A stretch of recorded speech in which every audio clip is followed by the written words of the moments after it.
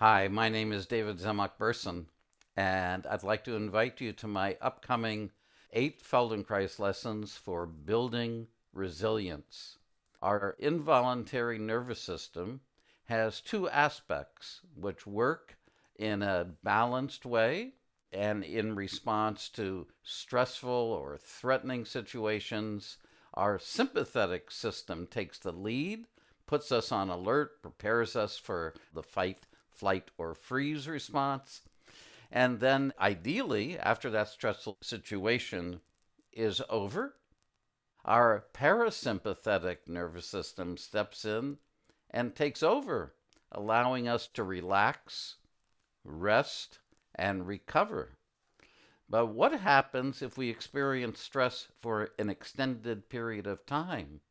Or if the outside environment is filled with uncertainty for a prolonged period of time?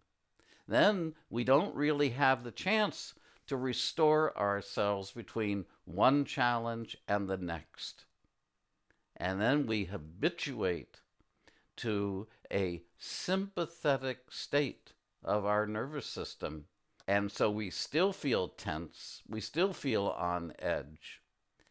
And this sympathetic response, when we habituate to it, results in disturbed sleep, in inhibited digestion, tense and sore muscles, anxiety.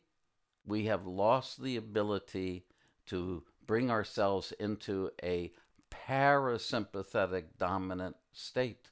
And this is what you'll learn in this upcoming course. You'll learn the skills to meet challenges and yet not have those challenges dominate you.